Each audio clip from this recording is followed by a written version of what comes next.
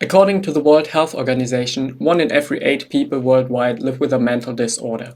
Overall, throughout recent years, the global awareness about mental disorders has increased, and with it, the amount of diagnosed disorders and treatment. One particular interesting example is ADHD, which according to psychiatry.org is diagnosed in 8.4% of children and 2.5% of adults. Simultaneously, the methods to deal with mental disorders has changed throughout the years. Among the new methods is gamification in psychotherapy. With that, I want to welcome you to my podcast about gamification in psychotherapy, especially in dealing with ADHD. In the upcoming 6 minutes, I will explain the necessity and current state of knowledge in gamification in dealing with ADHD. Firstly, the potential improvement of ADHD diagnosis via new technology and games, and in the following, the treatment of ADHD with electronic devices, especially the usage of games. Part 1: ADHD Diagnosis. The current state of the art in diagnosing ADHD are questionnaires, as well as conversations with parents and teachers of children who potentially have ADHD. A paper by Yuanyuan Zheng from 2021 writes about this. This method is not only boring and complicated for children with ADHD, but also because the questionnaire is filled out by parents and teachers, it is prone to inconsistent results of the questionnaire, which is not conducive to accurate and objective diagnosis. From that, we can deduct the need for more objective measurement and diagnosis methods. Luckily, there are new technologies emerging. A particularly interesting one is EEG, short for electroencephalogram, which measures the brain's activity with small electrodes. It made special progress in brain-computer interfaces, which means that EEG can be used as input for computer games. This offers a variety of new research options and potentially more objective measurement tools for ADHD.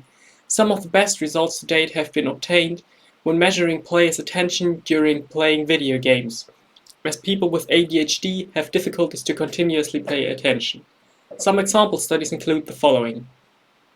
The supermarket game was first designed to prove that games can accomplish cognitive capture, and then used to measure whether it can diagnose ADHD. They used 2 calculation methods to deduct from their data who has ADHD. The results in the better method were good, yet not quite perfect, at 70% sensitivity and specificity in correctly calculating who has ADHD compared to a human ADHD assessment. Higher accuracy was reported in a 2018 study on the game Focus. It is a game developed within the Unity engine and it mimics clinical and rehabilitation therapies. Players control their characters via the data collected by EEG in order to pick up cubicles in the game.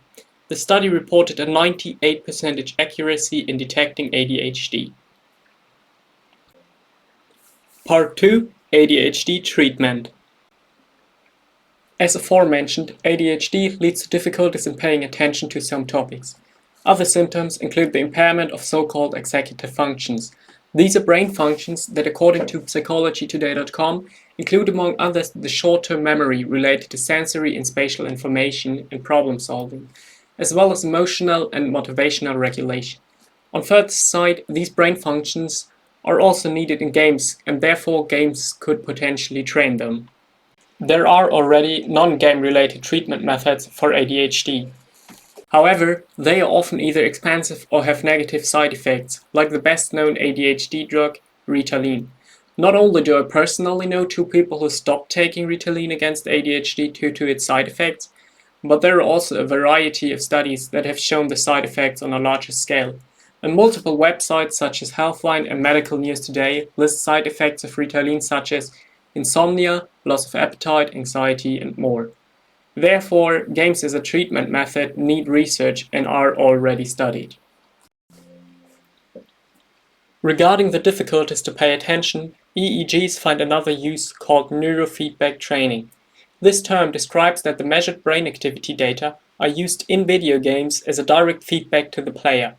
For example, the game Armies changes its background color to directly visualize the brain activity of the player to the player. Players can use that to train concentrating on the task in front of them, in this case the game. To help alleviate problems with executive functions, A 2015 study used the game to train 89 children in 25 sessions and measured the short and long-term effects of the game on their executive functions. They found that the game could improve visual spatial abilities, which were also the ones mostly trained by the game. But the learned skills could not be transferred to other executive functions. Therefore, it concludes that more research in gamifying ADHD treatment is needed. Another study from 2019 developed a game called Refocus and measured its effectiveness based on a questionnaire that asked players about their satisfaction with the game. It was generally reported really high by the children that played the game, as well as their parents. On the other hand, when parents were asked about the game, only 69% were okay with letting their child play the game twice a week. Given the satisfaction with the game, I would expect this number to be way higher, and therefore I conclude that gamification is not seen as a serious treatment method in the general population. Overall, I would say more research and use of games in psychotherapy is needed. Part 3: Problems and Conclusion. With all the benefits mentioned, one should not ignore the issues of gamifying psychotherapy. Firstly, the potential risk of addiction of patients, which needs more research. Secondly, the problem of financing ADHD-related games, if they are not a mass market. Yet, given all the mentioned studies, it becomes evident that gamification in dealing with ADHD has great potential and could already be used as a tool for diagnosis and considered as a supportive tool for treatment.